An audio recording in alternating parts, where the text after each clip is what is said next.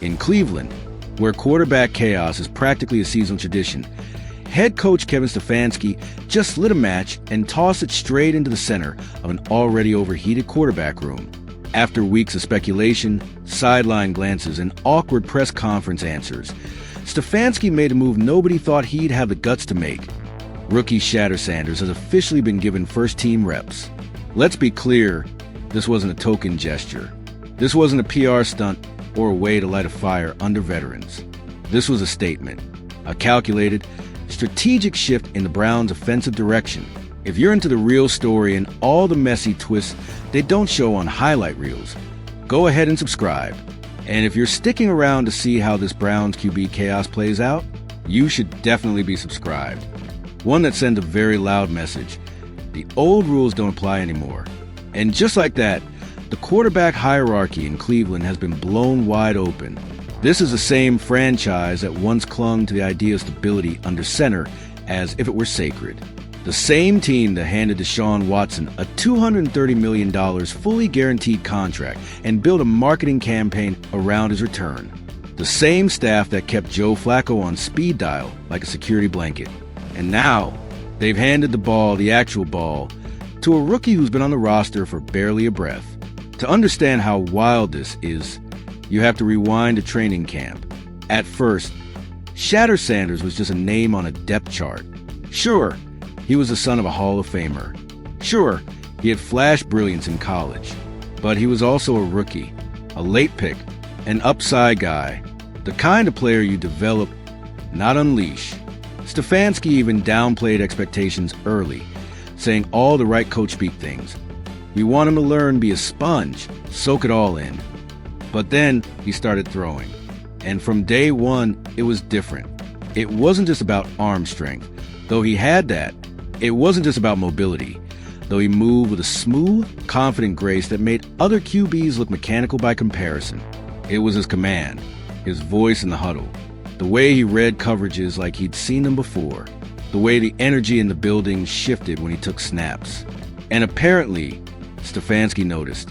For a while, the signs were subtle. A few more snaps in red zone drills, some extended work during third down simulations, quiet murmurs from wideouts who like how that kid puts the ball in stride. Then came the breaking point. A scrimmage session where Sanders took over and just cooked. Clean pocket, moving through reads, dissecting blitzes, rolling out, resetting his feet, firing strikes.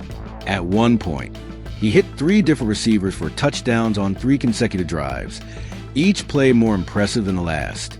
After that, it was undeniable. And Stefanski, to his credit, made the call. Shedeur Sanders was moving to the front of the line. And with that decision, the Browns' entire season trajectory shifted. Now, before we get ahead of ourselves, let's talk reality. This doesn't mean Sanders is the week 1 starter. Yet, what it does mean is that the coaching staff is giving him a legitimate opportunity. Not scout team busywork, not second team table scraps. Real, meaningful, first team reps against the best defense on the roster in full speed sessions with real pressure and real stakes. That alone is a seismic shift in a league that treats rookie quarterbacks like fragile glassware. But of course, this move didn't happen in a vacuum. The Browns didn't suddenly feel generous. They felt the weight of reality. Let's talk about the $230 million elephant in the room, Deshaun Watson. Watson is still recovering, physically, emotionally, reputation-wise, from a turbulent few years that derailed what was once a Pro Bowl career. His play since returning has been inconsistent. Some flashes, sure, but also a lot of misfires, misreads, and questions about whether he'll ever recapture his Houston form. And then there's Joe Flacco. Yes, that Joe Flacco. Super Bowl MVP, grizzled vet, 39 years old, and somehow still showing up to compete. Flacco has moments where he looks like he belongs, but moments don't win seasons.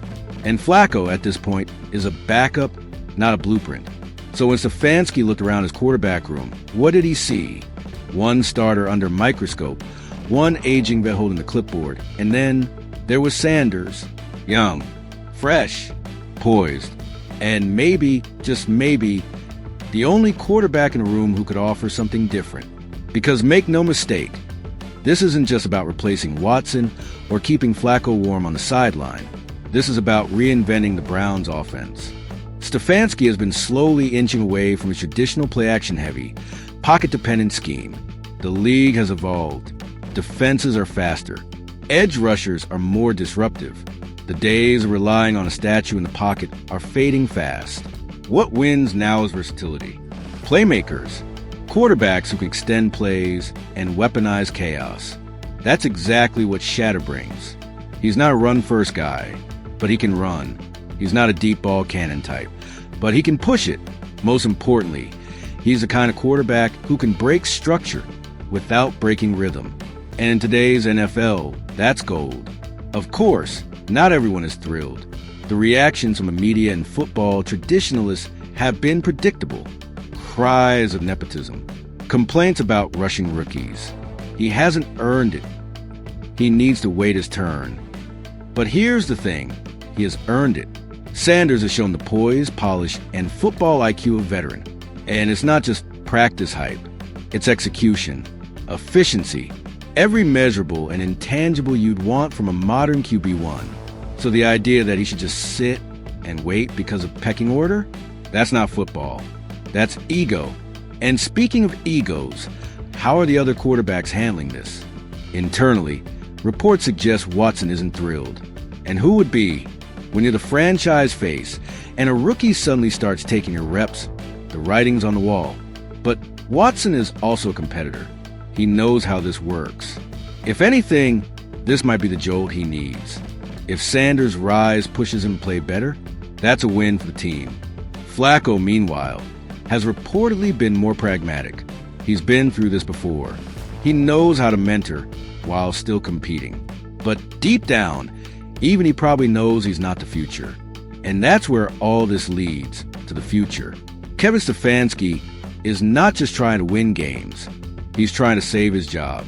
After back-to-back underwhelming seasons, the heat is real, the leash is short, and he knows that going 8-9 with a safe QB choice won't cut it.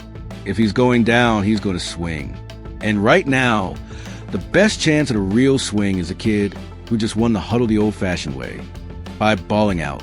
If Sanders starts and it works, Stefanski becomes a coach who had vision, who took the risk, who turned the Browns from a meme into a movement. If it doesn't work, well, he was probably gone anyway. That's the gamble. And in a city like Cleveland, where the quarterback position has been cursed longer than most fans have been alive, it's a gamble worth making. Because this isn't just about week one. It's about whether the Browns are finally ready to become something else. Something faster. Something bolder. Something built for right now. So yes, the haters are fuming. The doubters are shouting. The takes are flying. But in the middle of all the noise, something very real is happening in Cleveland. A quarterback is rising. And for once, he's not being held back by politics, contracts, or fear. He's being handed the keys. Now we'll find out if he knows where to drive. And as the dust settles on the stunning quarterback shakeup, the Browns facility is buzzing, not just with media chatter and outside noise, but with a tangible energy shift that can't be faked. The practice field feels different. The receivers are running sharper routes. The offensive line is more engaged in protections.